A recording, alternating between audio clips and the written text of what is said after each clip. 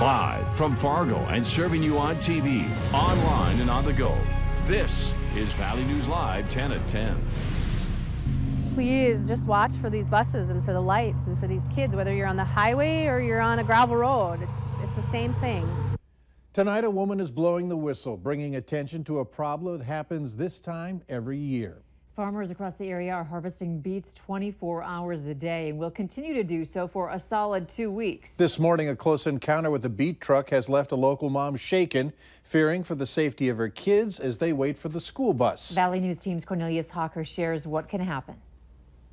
We walk up to the end of the driveway and wait for the bus and wait for him to turn his lights on. And Sarah Anderson is with her 2 children, Kylie and Caden, every morning when they're going to get on the bus. And this morning is one she won't soon forget. And I told him, I said, well, just wait. There's a semi. He's not slowing down. Be careful. So they kind of stood there. Yep, okay. They waited a little bit longer. And then he wasn't slowing down, wasn't slowing down. The close call with the beet truck led to Anderson posting on Facebook about the incident.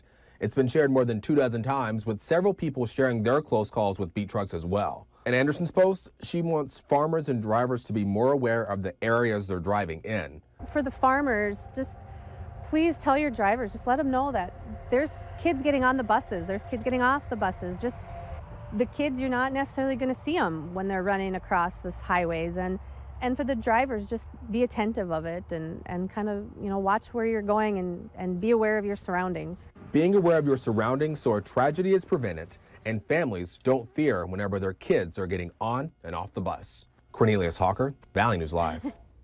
Anderson tells us when the semi finally stopped, there was about 5 feet between it and the school bus her kids were getting on.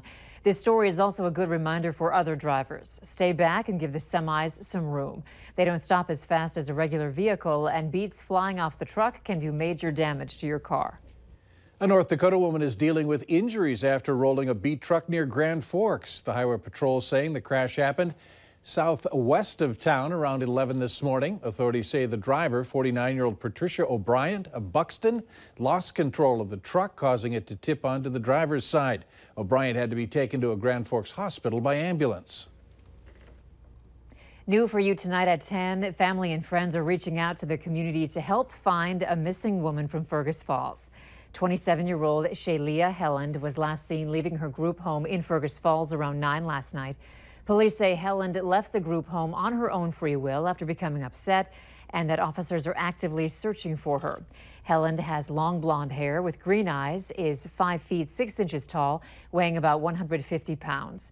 If you see Shaylia Helland or know of her location, you're urged to call Fergus Falls Police at this phone number, 218-531-0116.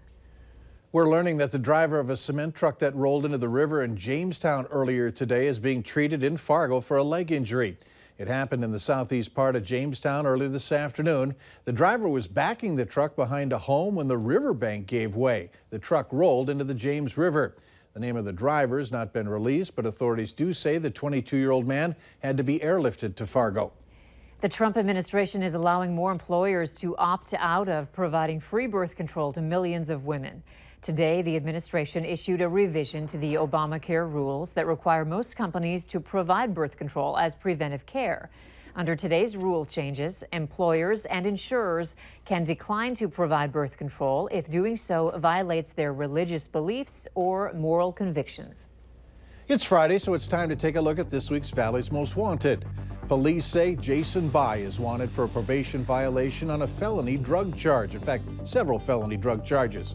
Call your local law enforcement if you have any information on his whereabouts. While some big construction projects in the area are wrapping up, the framework for even more work next year is already causing some groans and sighs from residents. Valley News Team's Clint DeRose has more on the new construction and what it might mean for you.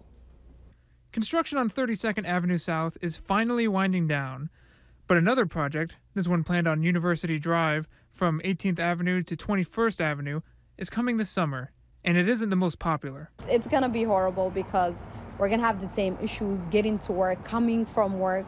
I'm sure there's going to be a lot more people that are going to be a little upset over it, especially in the summer. And with tourists coming, I would imagine that will be a problem. Work will have the busy area down to one lane in both directions at times, to let crews fix pavement and smooth out the road. Heading west, there's also construction planned in the summer at the intersection of I-94 and Cheyenne Street for both the interstate and the road beneath. We're going to use the south roadway for both directions of interstate next year, and we're going to completely reconstruct the north bridge is the plan right now. Kevin Gorder with the North Dakota Department of Transportation says that the organization is just as interested in getting things done quickly as anyone else. The city is working with us and putting an incentive on the project so if they can do it faster, there'll be some incentive, or of course if they go the other direction, there'll be some disincentive. And while nobody likes construction, it's hard to argue that it isn't a necessary headache. Unfortunately, it is a good thing. A good thing that keeps on giving.